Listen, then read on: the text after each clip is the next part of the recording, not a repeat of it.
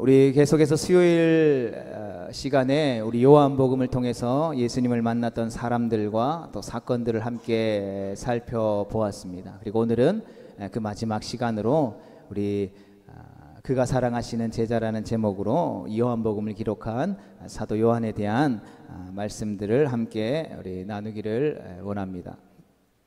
예수님의 12제자들은 이름이 명확하게 나온 것에 비하면 그들이 예수님이 승천하신 이후에 행했던 그 행적들은 명확하게 알려지지 않은 부분들이 많이 있습니다. 특히나 예수님의 12제자들이 어떻게 삶을 마감했는지에 대한 기록들은 거의 남아있지 않죠. 다행히 유대 사회의 역사를 기록한 역사학자였던 요세푸스라는 사람이 이 12사도의 마지막을 이야기로 전해주고 있습니다.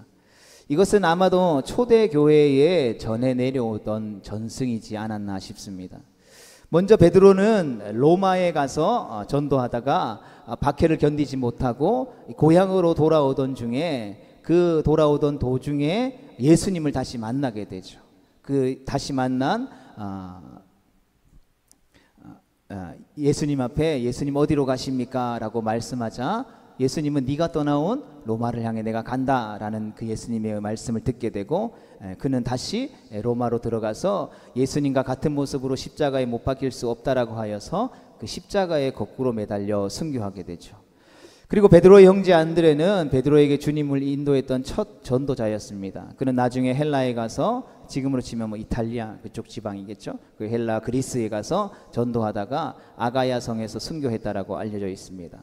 세베대의 아들 야고보, 즉 요한의 형제 야고보는 예수님이 승천하신 후에 예루살렘 교회에서 활동하면서 다양한 지역을 다니면서 복음을 전파하다가 사도행전 12장 1절과 2절에 보면 헤롯 아그리빠 왕에 의해서 순교하게 되죠.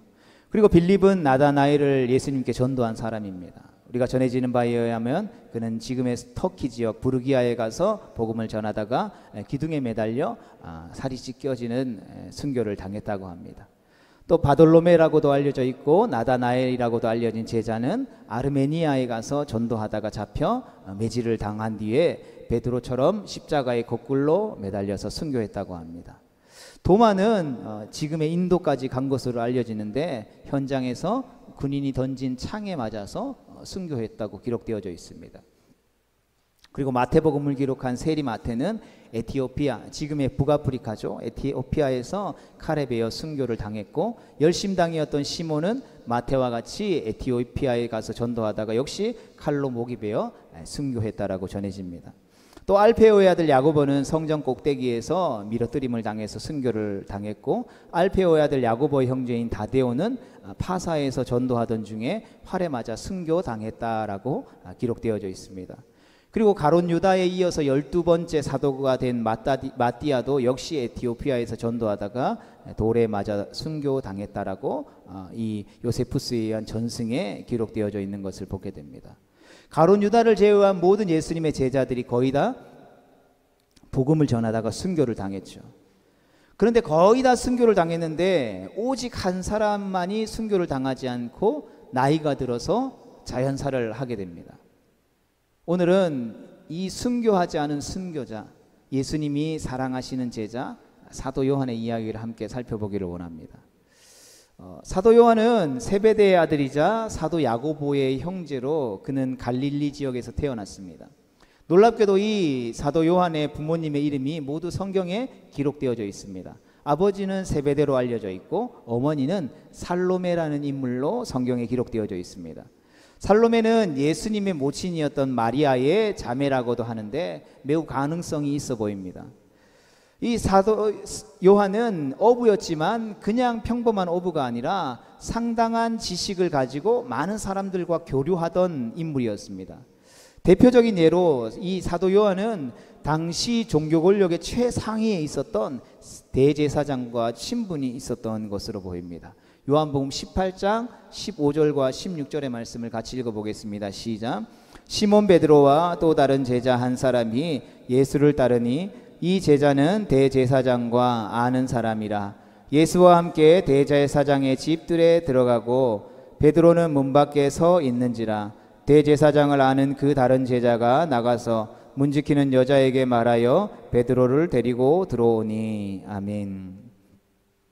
그는 예수님의 제자였음에도 불구하고 예수님이 대제사장에게 붙잡히자 대제사장의 집에 따라 들어가는 대범함을 보이죠. 그리고 문 밖에 서 있던 베드로를 들어오도록 청하게 됩니다. 그리고 아무리 대제사장과 안면이 있다라고 해도 이것은 결코 쉬운 일이 아니죠. 예수님은 지금 소위 말해서 반역자로 신성모독으로 죽음을 당할 위기에 처해서 붙잡혀가는 거죠. 그렇게 되면 그를 추종하는 세력들도 그러한 동일한 취급을 받을 수 있는 위험한 상황이었다라는 것이죠. 앞서 그의 어머니가 예수님과 자매일지도 모른다고 했는데 그 이유 중에 하나가 그가 대제사장과 친분이 있었다라는 점입니다. 그러니까 예수님의 어머니 마리아의 친척은 누구였죠? 우리 누가복음에 나와 있는 것처럼 대제사장 사가랴의 아내이자 세례 요한의 어머니였던 엘리사벳이죠. 사도 요한의 어머니와 마리아가 자매기간이라면 레위 지파인 이 제사장 가문과도 어느 정도 관련이 있지 않을까 우리가 생각해 볼 수 있는 것이죠. 소위 말해서 한 집안 사람이었다라는 것이죠. 또한 예수님이 십자가에 못 박힐 때에 이 살로메를 향해서 이모라는 표현을 쓴 여인이 등장하는데 그가 바로 요한의 어머니가 아닐까 생각이 드는 거죠. 이러한 사도 요한은 예수님을 만나기 전에 먼저 누구의 제자였습니까? 세례 요한의 제자였죠. 그가 어떻게 세례 요한의 제자가 됐는지는 정확히 우리 알 수 없지만 세례 요한이 광야에서 회개 세례를 베풀 때에 하나님의 나라와 메시아를 전한 것을 생각하면 사도 요한은 세례 요한이 전하는 그 복음의 메시지에 분명히 깊은 감동을 받았을 것이 확실합니다.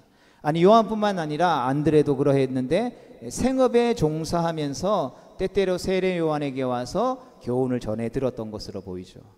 그러던 어느 날 그의 인생에 큰 변화가 찾아오는 일이 생깁니다. 아마 그날도 뭐 여러 날과 별반 다를 것 없는 평범한 날이었을 것입니다. 세례 요한은 몰려든 사람들에게 회개를 촉구하며 또 회개하는 자들에게 물로 세례를 주고 있었는데 그가 세례를 베푸는 한 사람에게 성령이 비둘기같이 임하며 하늘에서 음성이 들리는 것을 이들이 경험하게 되죠. 세례 요한은 자신이 세례를 베푼 사람이 하나님이 보내신 이 즉 메시아라는 것을 직감적으로 깨달을 수 있게 되었던 것이죠. 그는 그리고 그렇게 세례를 받고 올라오는 예수님을 향해서 세상 죄를 지고 가는 하나님의 어린 양이라고 표현하죠.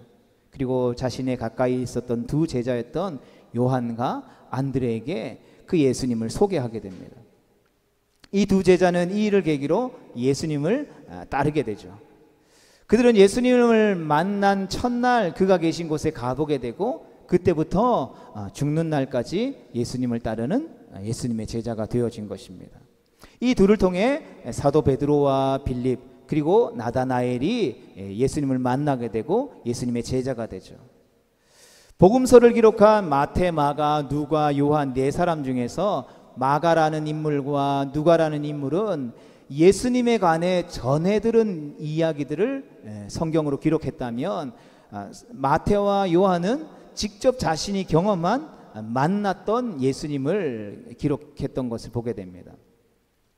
그렇지만 가장 먼저 예수님의 제자가 된 요한은 마태가 기록하지 않고 있는 다른 여러 가지 사건들을 성경에 기록했는데 그것은 그가 경험한 예수님과의 특별한 관계에 있다고 할 수 있을 것입니다.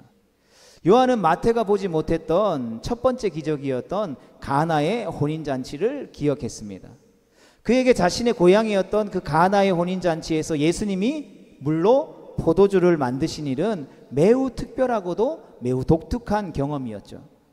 그리고 니고데모가 예수님을 찾아왔던 그날 밤에 있었던 그 대화들도 요한은 늘 다 기억하고 있었다라는 것이죠. 그런 예수님이 니고데모를 향하여서 거듭남의 비밀에 대해서 말씀하신 것을 요한복음에 기록했습니다. 그리고 우리 모두가 외우는 말씀이죠. 요한복음 3장 16절, 하나님이 세상을 이처럼 사랑하사 독생자를 주셨으니 이는 그를 믿는 자마다 멸망치 않고 영원한 생명을 얻게 하려 하심이다 라고 기록한 사람도 요한이었습니다.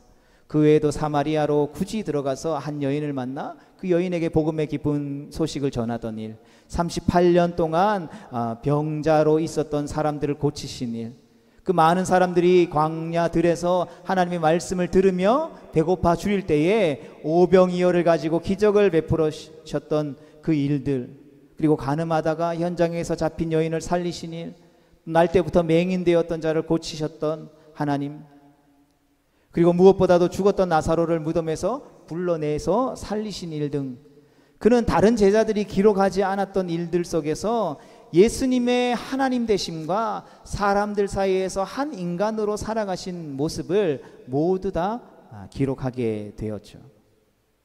여러분, 다른 사람이 기억하지 못하는 일들을 기억한다라는 것, 아마도 그것은 내가 가장 좋아하는 사람과 특별한 관계를 가지고 있는 증거가 될 것입니다.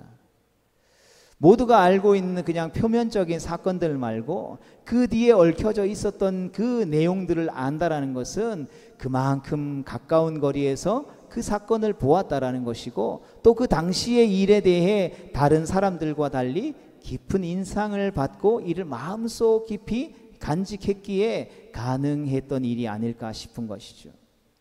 그래서 요한은 예수님의 다른 제자들과 달리 예수님의 곁에 더 가까이 있었던 것 같습니다. 세례 요한을 떠나서 예수님을 만난 그 순간부터 그는 거의 예수님과 함께 동행했던 것이죠. 그래서 예수님이 유대의 명절에 예루살렘에 올라가셔서 하셨던 일들에 대해서도 다른 복음서와는 달리 요한이 여러 차례 기록했는데, 이것은 아마도 그가 예수님과 함께 늘 동행했기 때문에 가능했던 일이 아닌가 생각되어지는 것이죠. 예수님이 어린 시절 예루살렘에 방문했던 것에 대해서 누가가 2번 기록했지만 그것은 모두 초대교회의 사람들로부터 들었던 증언에 기초한 것이었을 것이죠. 반면 공생애를 시작하고 가장 먼저 예루살렘 성전을 방문하셨던 일은 모두 요한복음에 등장한다라는 것이죠. 요한복음 2장 13절과 22절에서 예수님께서 공생애의 사역을 시작하시고 가장 처음 예루살렘을 방문한 이야기가 등장하는데, 여기서 성전에서 장사하는 자들을 쫓아내고 깨끗하게 하셨다라고 전하고 있죠. 그리고 두 번째 방문했을 때는 에스더서에서 기록되어진 일과 관련된 절기인 부림절에 방문하셔서 38년 된 병자를 고치셨던 일로 요한복음 5장 1절과 9절에 등장하죠. 그리고 그 다음 방문은 초막절에 예수님이 방문하셨는데, 이런 기록들은 모두 어디에만 있다고요? 요한복음에만 등장하는 이야기라는 것이죠. 이 초막절이 끝나가는 날 외치신 말씀에 대해서 요한이 다음과 같이 기록했습니다. 요한복음 7장 37절과 38절의 말씀을 같이 읽어보겠습니다. 시작. 명절 끝날 곧 큰 날에 예수께서 서서 외쳐 이르시되 누구든지 목마르거든 내게로 와서 마시라. 나를 믿는 자는 성경의 이름과 같이 그 배에서 생수의 강이 흘러나오리라 하시니. 아멘. 그리고 다시 수전절에 방문하신 이를 요한복음 10장 22절에서 기록하고 있습니다. 그때에 솔로몬 행각에서 거니시는 예수님을 유대인들이 찾아와서 그가 그리스도인지 아닌지를 밝히 드러내라고 종용하자 나와 내 아버지는 하나라고 예수님께서 밝혀주시죠. 그러면서 예수님은 아버지께서 내 안에 계시고 내가 아버지 안에 있다라는 것이다, 그 증거라고 말씀하셨다라는 것이죠. 이날 예수님의 이 말씀은 요한에게 예수님 자신이 누구인지에 대해서 큰 깨달음을 주었던 것 같습니다. 복음서를 보면 우리가 신앙고백이라고 이야기할 때에 모두 신앙고백은 베드로에게서 나왔지만, 요한은 이 베드로와는 다른 관점의 신앙 고백을 하고 있는 것을 보게 됩니다. 이 다른 관점에서 예수님의 하나님 되심을 믿고 이 사도 요한은 증언하고 있는 것이죠. 그것은 무엇입니까? 바로 하나님이 예수님 안에, 그리고 예수님이 하나님 안에 계시다라는 것입니다. 그렇기 때문에 예수님은 여러 차례 이런 말씀을 제자들에게 하셨는데 그 의미를 깊이 깨달은 요한만이 이것을 중요하게 여기고 마음에 새기고 신앙 고백적인 고백을 담아서 이 성경에 기록했던 것이죠. 요한복음 14장 10절과 11절의 말씀을 같이 읽어보겠습니다. 시작. 내가 아버지 안에 거하고 아버지는 내 안에 계신 것을 내가 믿지 아니하느냐. 내가 너희에게 이르는 말은 스스로 하는 것이 아니라 아버지께서 내 안에 계셔서 그의 일을 하시는 것이라. 내가 아버지 안에 거하고 아버지께서 내 안에 계심을 믿으라. 그렇지 못하겠거든 행하는 그 일로 말미암아 나를 믿으라. 아멘. 요한은 이 말씀이 하나님과 예수님 사이에서만 끝나지 않는다라는 것을 알았습니다. 예수님은 이 말씀을 다시 우리에게 적용했기 때문이죠. 요한복음 14장 20절의 말씀 봅니다. 시작. 그날에는 내가 아버지 안에 너희가 내 안에 내가 너희 안에 있는 것을 너희가 알리라. 아멘. 그리고 요한은 예수님의 마지막 십자가 지기 전에 기도해서 하신 이 말씀을 기억했습니다. 요한복음 17장 11절의 말씀입니다. 시작. 나는 세상에 더 있지 아니하오나 그들은 세상에 있사옵고 나는 아버지께로 가옵나니 거룩하신 아버지여 내게 주신 아버지의 이름으로 그들을 보존하사 우리와 같이 그들도 하나가 되게 하소서. 아멘. 요한은 이 말씀들이 서로 연결되어져 있다는 것을 알았던 것이죠. 결국 하나님과 예수님이 하나 되심 같이 우리도 예수님 안에 거하고 예수님이 우리 안에 계심으로 하나 되고 또한 우리 모두 이와 같이 하나됨이 이루어진다라는 신앙의 비전을 갖게 되었던 것입니다. 그리고 뿐만 아니라 더 나아가서 이것이 단순한 선언이 아니라 우리의 삶의 구체적인 모습에서 이루어질 수 있는 것이다 라는 것을 알게 되었죠. 요한복음 15장 10절의 말씀입니다. 시작. 내가 아버지의 계명을 지켜 그의 사랑 안에 거하는 것 같이 너희도 내 계명을 지키면 내 사랑 안에 거하리라. 아멘. 여러분, 예수님이 하나님 안에 거하시는 이유는 바로 그 계명을 지키기 때문이라는 것이죠. 마찬가지로 우리가 예수님 안에 거할 수 있으려면 바로 그 말씀을 지켜야 한다라는 것을 우리에게 가르쳐주고 있는 것이죠. 요한은 이처럼 주님이 주신 주님 안에 거할 수 있다라는 이 말씀을 깊이 인식했습니다. 즉 깨달았다라는 것이죠. 그래서 하나님과 하나 되신 예수 그리스도와 하나 되는 길은 바로 예수님이 하셨던 이 말씀을 지켜 행하는 것에 있다라는 것을 깨달았다라는 것이죠. 그리고 요한복음에서는 이 말씀을 여러 차례 언급하고 있습니다.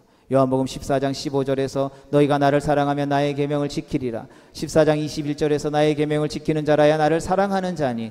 14장 23절에서 예수께서 대답하여 이르시되 사람이 나를 사랑하면 내 말을 지키리라 했습니다. 요한복음에서 반복적으로 나오는 이 예수님의 말씀은 나중에 이 사도 요한이 주님의 몸된 초대교회의 성도들에게 강조하고 있었던 핵심이기도 합니다. 그는 편지를 통해서 교회에게 이 같은 말씀을 강조하죠. 요한일서 2장 3절에서는 우리가 그의 계명을 지키면 이로써 우리가 그를 아는 줄로 알 것이요. 또 요한일서 3장 24절에서는 그의 계명을 지키는 자는 주 안에 거하고 주는 그 안에 거하시나니 우리에게 주신 성령으로 말미암아 그가 우리 안에 거하시는 줄을 우리가 아느니라 했습니다. 그리고 이 계명을 지키는 것이 무엇인지 요한은 예수님께로부터 분명히 들었던 것이죠. 요한복음 15장 21절의 말씀을 같이 봅니다. 시작. 내 계명은 곧 내가 너희를 사랑하는 것 같이 너희도 서로 사랑하라 하는 이것이니라. 아멘. 요한은 이것을 다시 교회에게 보낸 편지에서 다음과 같이 이야기합니다. 요한일서 3장 23절 그리고 4장 21절 그리고 5장 2절에서 3절 이 말씀을 우리가 계속해서 이어서 한번 읽어보겠습니다. 시작. 그의 계명은 이것이니 곧 그 아들 예수 그리스도의 이름을 믿고 그가 우리에게 주신 계명대로 서로 사랑할 것이니라. 우리가 이 계명을 주께 받았나니 하나님을 사랑하는 자는 또한 그 형제를 사랑할지니라. 우리가 하나님을 사랑하고 그의 계명들을 지킬 때에 이로써 우리가 하나님의 자녀를 사랑하는 줄을 아느니라. 하나님을 사랑하는 것은 이것이니 우리가 그의 계명들을 지키는 것이라. 그의 계명들은 무거운 것이 아니로다. 아멘. 이 사도 요한은 우리가 예수님 안에 거하는 것은 그의 계명을 지키는 것, 이 계명은 곧 서로 사랑하라라는 것임을 예수님에게 들었다라는 것이죠. 그리고 그것을 이 사도 요한은 증언하게 됩니다. 사랑한다라는 것은 그의 안에 거하는 길이며 곧 그와 하나가 되는 길이라는 것을 초대교회에게 전했고 오늘 이 말씀을 대하는 우리에게 전했던 것이죠. 성도 여러분, 그는 자신을 표현하면서 예수님의 사랑하시는 제자라고 여러 차례 말한 것을 보게 됩니다. 그런데 앞서 말한 것을 우리가 생각해 보면 요한이 줄곧 자신을 예수님이 사랑하시는 제자라고 묘사하는 것에 의미가 있음을 우리는 깨닫게 되는 것입니다. 누가 다른 사람이 자신에 대해서 그렇게 표현한 것이 아니고 이 요한복음을 기록한 사도 요한, 그가 바로 예수님이 사랑하시는 제자가 바로 자신이었다라고 고백하는 것이죠. 이 사랑하시는 제자라는 말은 단순히 예수님이 12명의 다른 제자들보다 요한을 더 편애했어, 요한을 더 사랑했어 라는 뜻으로 우리가 해석해서는 안 되는 것이죠. 예수님이 사랑한다라는 것은 곧 예수님이 그의 안에 거하는 것이기에 그는 예수님이 자신 안에 거한다라는 확신 속에서 이 고백을 했다라는 것이죠. 즉 우리가 예수님을 사랑하면 우리 안에 예수님이 거하시는 것이며 주님이 우리를 사랑하신다는 말은 곧 그가 우리 가운데 거하신다라는 것이죠. 우리는 우리 안에 예수님이 계신 것을 그렇다면 확신하고 있습니까? 그렇다면 주님이 사랑하시는 제자라고 우리도 고백할 수 있는 것이죠. 성도 여러분, 우리는 주님을 사랑하고 있습니까? 그렇다면 우리는 주님 안에 거하는 자인 것입니다. 예수님 우리 안에 계시며 내가 그의 안에 거한다면 우리는 주님이 사랑하시는 사람이며 또한 우리는 주님을 사랑하는 사람이기도 한 것이죠. 성도 여러분, 주님이 자신 안에 거하심에 대해서 이처럼 고백하는 요한에게 예수님은 거룩한 하나님이자 아주 가깝고도 친밀한 분이셨습니다. 그래서 예수님이 자신 안에 계시다라는 말을 하는 것은 그것에 대해 그는 예수님이 세상에 계실 때의 자신과 함께 사귀었던 인격적인 그 만남으로 표현하고 있는 것이죠. 요한 1서에 보면 이 사도 요한이 교회에 보낸 편지에 대해서 이렇게 고백하는 것을 보게 됩니다. 우리 새번역 성경 버전인데요, 같이 읽어보겠습니다. 시작. 우리가 보고 들은 바를 여러분에게도 선포합니다. 우리는 여러분도 우리와 서로 사귐을 가지기를 바라는 것입니다. 우리의 사귐은 아버지와 또 그의 아들 예수 그리스도와 함께하는 사귐입니다. 아멘. 그러니까 예수님이 내 안에 거하시는 것은 주님과 사귀는 것이며 또한 하나님과 사귀는 것이 된다라는 것이죠. 그리고 이 사귐을 우리가 갖는다면 우리의 마음에 기쁨이 넘치게 될 것이다라는 것이죠. 그래서 예수님과 사귀는 사람은 기쁨으로 인해서 결코 어둠 속에 거하지 않게 된다라는 것을 이어서 고백합니다. 요한 1서 6절에서 7절까지의 말씀을 같이 읽어보겠습니다. 시작. 우리가 하나님과 사귀고 있다고 말하면서 그대로 어둠 속에서 살아가면 우리는 거짓말을 하는 것이요 진리를 행하지 않는 것입니다. 그러나 하나님께서 빛 가운데 계신 것 같이 우리가 빛 가운데에 살아가면 우리는 서로 사귐을 가지게 되고 하나님의 아들 예수의 피가 우리를 모든 죄에서 깨끗하게 해 주십니다. 아멘. 성도 여러분, 사귐이라고 하는 것은 빛 가운데 살아가는 것이라는 것입니다. 그리고 이 사귐이 있을 때 우리의 모든 죄는 예수 그리스도의 보배로운 피로 깨끗해진다라는 것이죠. 그리고 더 나아가서 예수님과 그 아버지 하나님과 사귀는 자는 곧 하나님을 사랑하는 자이자 세상 속에서 하나님이 우리 가운데에 보내주신 사람들을 하나님의 사랑으로 실천하며 섬기는 자라고 우리에게 말씀하고 있는 것이죠. 성도들이 이처럼 예수님과의 요한의 관계를 정의하자면 하나님과 인간 그리고 스승과 제자와 같은 표현보다는 사랑하며 사귐이 있는 관계라고 표현하는 것이 가장 적절해 보입니다. 그러니까 친한 친구보다 더 친밀한 관계라고 말할 수 있는 것이죠. 그 친밀함의 관계, 그 사귐의 기쁨이 넘친 요한은 교회의 모든 성도들에게 같은 말을 해주고 있는 것이죠. 우리와 사귀자. 우리와 사귀는 것은 곧 그리스도와 하나님과 사귀는 것이다. 그리고 그것은 서로 사랑하는 것이다 라는 것이죠. 사도 요한은 예수 그리스도의 그 십자가와 죽으심으로 인해서 죄사함을 받는 것에 대해서 강조하지 않는 것은 아니지만, 그는 그보다는 더 많은 곳에서 이 사귐이 있는 관계, 사랑으로 하나 되는 관계를 강조하고 있는 것을 보게 됩니다.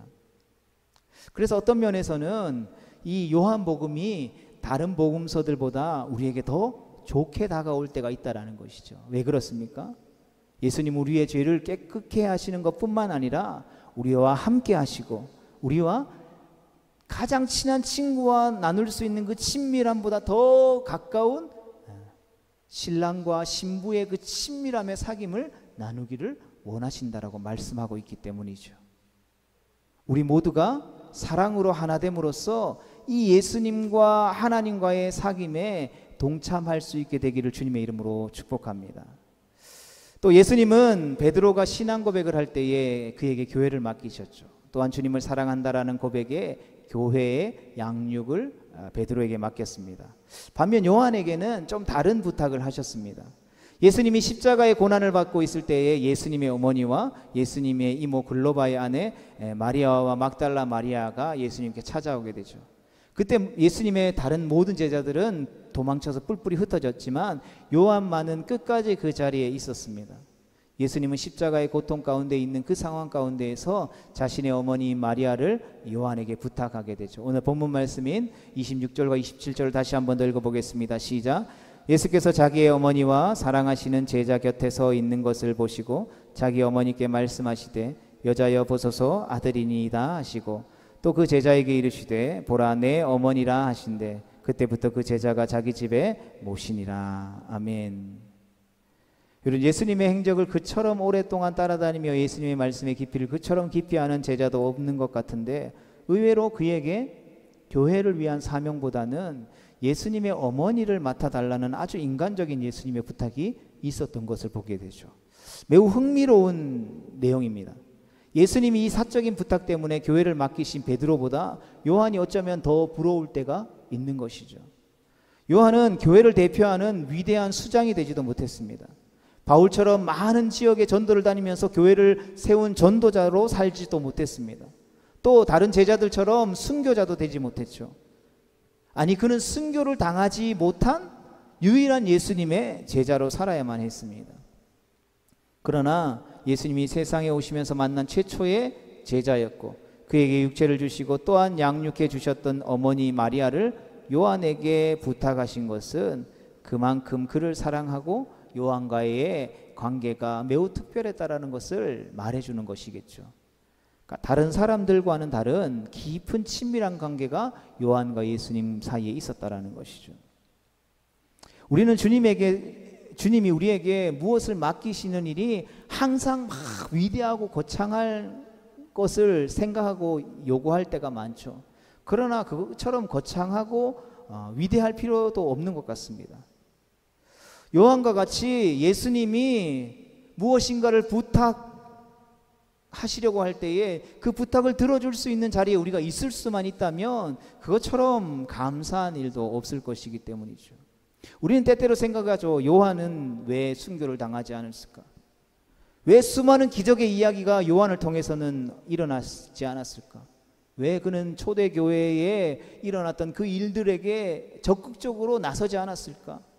왜 그는 예수님이 땅끝까지 복음의 증인이 되라고 했는데 많은 전도 여행을 통해서 많은 교회들을 개척하고 세우고 복음을 땅끝까지 전하지 않았을까 생각해 보면, 예수님의 이 부탁에 따라서 그는 예수님의 육신의 어머니였던 마리아가 죽기까지 이 예수님이 맡겨주신 사명을 감당했기 때문이라는 생각을 우리가 해볼 수 있는 것이죠. 그럼 모르긴 해도 아마도 천국에서 예수님이 요한에게 고맙다고 이야기하시지 않았을까요? 성대로 예수님은 이런 요한에게 특별한 은혜를 주셨습니다. 그것은 바로 예수님이 부활하시고 갈릴리에서 베드로에게 내 양을 먹이라고 하실 때에 베드로가 요한은 어떻게 될 것인지 물었죠. 거의 수제자처럼 요한과 베드로가 예수님을 따라다녔잖아요. 그러니까 베드로를 향하여서 예수님이 내 양을 먹이라, 내 양을 치라, 교회의 양육을 맡기셨죠. 그런데 베드로는 궁금했습니다. 그렇다면 이 요한은요? 그때 예수님이 이렇게 말씀하시죠. 같이 읽어보겠습니다. 시작.